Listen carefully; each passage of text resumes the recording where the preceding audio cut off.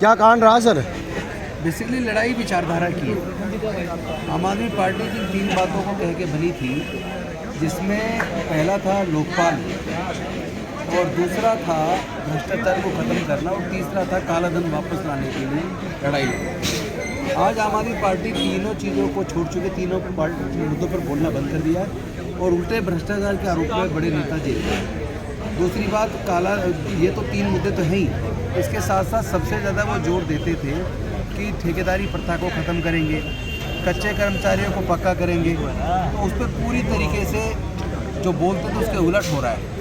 आज दिल्ली के तमाम विभागों के अंदर ठेकेदारी प्रथा के तहत काम हो रहा है और जो ठेके पे जो कर्मचारी काम कर रहे हैं, चाहे वो अस्पतालों में कर रहे हों, स्कूल में कर रहे हों, सोशल वेलफेयर डिपार्टमेंट में कर रहे हों, वुमेन चाइल्ड डेवलपमेंट में कर रहे हों, ओल्ड एज होम में कर रहे हों, चिल्ड्रन होम में कर रहे हों, सब जगह वो जो ठेके पे बेचारा काम कर रहा है मजदूर, चाहे वो एनओ की पोस्ट पे कर रहा हो, चाहे वो सिक्योरिटी गार्ड की पोस्ट पे कर रहा हो, चाहे वो स्वीपर की पोस्ट पे कर रहा हो, उनका 40% पैसा ठेकेदार खा जाता है। और अरविंद केजरीवाल जी का एक भाषण है छत्रसाल स्टेडियम में 15 अगस्त को, इसमें उनका आधा भाषण इस चीज़ में था कि मैं ठेकेदारी प्रथा ख़त्म करूँगा और कच्चे कर्मचारियों को पक्का करूँगा। ख़त्म तो करना दूर की बात है, प्रस्ताव तक विधानसभा में लाके पास नहीं कर पाएंगे। और इसके साथ साथ जो हमारे एजुकेशन की बात कर रहे हैं अरविंद केजरीवाल, निश्चित तौर पर क्लासरूम बनाए हैं, 35 के आसपास स्कूल बनाए हैं, लेकिन आप ये देखिए कि कैसा ये एजुकेशन का मॉडल है जिसमें 2023-24 के सत्र में 9th क्लास में 1,01,331 बच्चे फेल हुए हैं और 11th क्लास के अंदर 51,914 बच्चे फेल हुए हैं। तो इतना सारा बजट लगा के क्या केवल क्लासरूम बनाए या आपने क्वालिटी ऑफ एजुकेशन को सुधारा है? और इससे बड़ी बात जिससे मेरे मन को तकलीफ पहुंची, एक तो उन्होंने शुल्काश कमीशन बनाने का जो बिल मैंने बनाया था वो 5 साल से अपने पास लिए बैठे रहे, लेकिन आज तक उसको पास नहीं किया। दूसरी बात, मैंने उनसे बजट मांगा था कि जो गरीब बच्चे हैं, दलित, पिछड़े, आदिवासी बच्चे वर्ग के लोग, वो विदेश पढ़ने जाएँ तो उनका पूरा खर्चा हम उठाएँ, वो उसके लिए पैसा नहीं दिया। तीसरी बात, जो दिल्ली सरकार के हमारे अपने कॉलेज हैं, जैसे नेशनल लॉ यूनिवर्सिटी द्वारका या कसाबा डेयरी के अंदर DTU Delhi technological university, Netaji Subhash university of technology, IP university, doctor Ambedkar university, IIT, आपको जान के ताजुब होगा उसमें चाहे कोई शेड्यूल्ड कास्ट हो चाहे जनरल कैटेगरी हो। आप ये मानिए एक scheduled caste, scheduled tribe, OBC minority में 99% और जनरल कैटेगरी में 75%। वहाँ की पढ़ाई का खर्च नहीं उठा सकते। IIT दिल्ली के अंदर इंजीनियरिंग की 4 साल की डिग्री है, फर्स्ट ईयर की कोर्स की फीस है 4.5 लाख, सेकेंड ईयर की कोर्स की फीस है 4,75,000, थर्ड ईयर की कोर्स की फीस है 5 लाख और फाइनल ईयर की फीस है 5,30,000। इससे अलग हॉस्टल का खर्चा, किताबों का खर्चा, ट्रांसपोर्ट का खर्चा, सारे खर्चे जोड़ लें तो एक इंजीनियरिंग की डिग्री दिल्ली सरकार के कॉलेज से करने के लिए 25 लाख रुपया चाहिए। NSUT से DTU से वहाँ पे लगभग 2.5 लाख रुपये 1 साल की फ़ीस है और अगले साल सेकेंड ईयर में कोई फीस बढ़ के 2,70,000, फाइनल ईयर में जाके वो 2,80,000-90,000।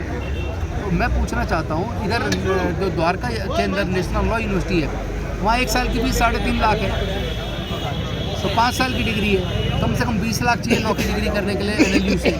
तो मेरा जो दुख है वो इस बात को लेकर है कि दिल्ली सरकार के जो अपने कॉलेज हैं, जो हायर एजुकेशन है, तो हायर एजुकेशन का फीस इतनी ज़्यादा है कि आपने हायर एजुकेशन को अर्विंद जी आपने इंडस्ट्री में तब्दील कर दिया है। SC ST OBC माइनॉरिटी छोड़िए, जनरल कैटेगरी के भी 75% बच्चे दिल्ली सरकार के हायर एजुकेशन के कॉलेज का खर्चा नहीं उठा सकते। तो एक ऐसी एजुकेशन है जिसमें 20-30 लाख रुपया चाहिए, 15-20 लाख से पढ़ाई, बच्चा कोई डिग्री कंप्लीट नहीं कर सकता। तो ऐसा कौन सा मॉडल है? उसके लिए मैंने पैसा मांगा था, केजरीवाल जी दे दो, कोड दे दो तो मैं इन बच्चों की फीस माफ कर दूंगा, लेकिन मुझे नहीं दिया। तो मुझे फिर लगा कि अरविंद केजरीवाल जी जो बोलते हैं उसको उलट करते हैं और वो न्याय के पक्ष में नहीं है, सामाजिक न्याय के पक्ष में नहीं है, हायर एजुकेशन की गरीब बच्चों की फीस देने को तैयार नहीं है। तो फिर मैंने कहा फिर ऐसे लोग के साथ जिसकी कोई विचारधारा ना हो, जो बिना विचार के और पूरी मनवादी सोच है, अन्यायकारी सोच है, दमनकारी सोच है, जिसमें अब तक 13 राज्यसभा सांसद भेजे, SC ST माइनॉरिटी के वोट से सत्ता पाई, 3 सांसद पहले राज्यसभा दिल्ली से भेजे, 7 फिर पंजाब से भेजे, फिर 3 दिल्ली से भेजे, टोटल अब तक 13 विधायक भेजे, 13 सांसद राज्यसभा में। लेकिन 13 में एक भी ना SC ना ST ना OBC ना माइनॉरिटी। तो सामाजिक न्याय तो करो। हम ये नहीं कह रहे कि आप केवल उनको दो, पर एक एक तो कम से कम उनको भी बना देते जिनकी वोट सामने। तो जो उन पर आरोप लगे हैं क्या वो सत्य आरोप हैं?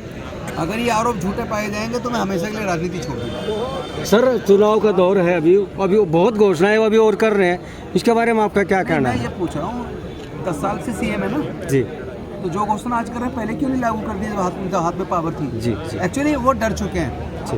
वो बेहद डरे हुए व्यक्ति हैं। उनको लग रहा है कि हाथ से सत्ता चलेगी तो सीचमैन चला जाएगा, गाड़ी बंगला ये सब छिन जाएगा, सारी सुविधाएं चली जाएंगी जी। और वो सुविधा के आदी हो चुके हैं जी। इसलिए बिना सुविधा के साथ जिंदा ना रह पाए, इसीलिए रोज नई घोषणा हो रही है। अब आप एक चीज़ देखिए, उन्होंने कल एक घोषणा की कि मैं धोबी समाज के लिए वेलफेयर बोर्ड बनाऊंगा।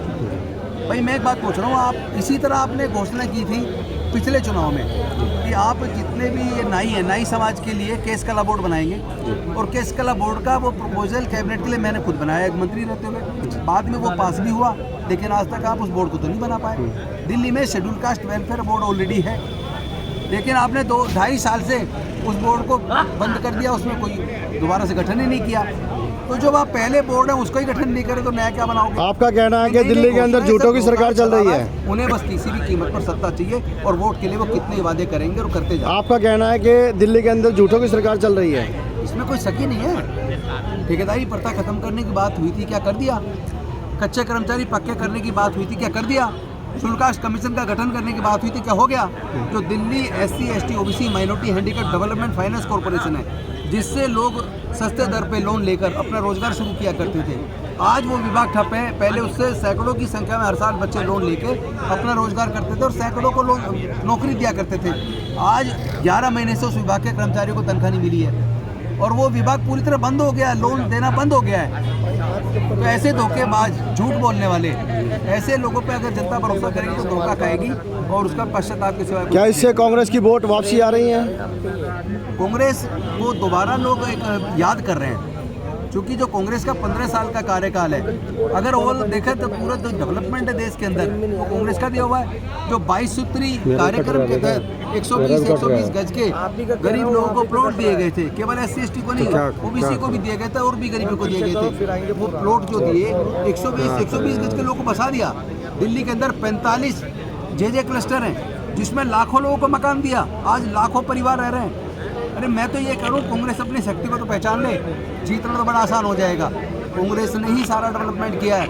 ये जो दिल्ली जो फ्लाईओवर्स का शहर बना वो कांग्रेस की देन है। झुग्गियों को खत्म कर उनको जो 45 JJ क्लस्टर्स बसाए वो कांग्रेस ने बसाए, DSFDC बनाया वो कांग्रेस ने बनाया। और जितने अफर्मेटिव एक्शंस थे, जब देश गरीब था तब कांग्रेस के टाइम पे शिक्षा फ्री थी। जब देश अमीर हो गया तो आज शिक्षा इतनी महंगी होगी कि गरीब आदमी के हाथ से शिक्षा छिन गई है। चाहे वो किसी भी जाति का गरीब हो, वो अपने बच्चों को हायर एजुकेशन पढ़ा नहीं सकता। सर उन्होंने अपने कार्यकाल के बारे में क्या कहेंगे? अपने कार्यकाल में ये कहा था कि मैं बसें खरीदूंगा। वर्कर है और उनको यहाँ के गांव के लोगों ने इंडिपेंडेंट जिताया था, निगम पार्षद को 2 बार जिताया और उनके काम की वजह से लोग उनको प्यार करते हैं, उनको पसंद करते हैं। और मुझे लगता है कि कांग्रेस पार्टी ने बहुत अच्छा कैंडिडेट दिया।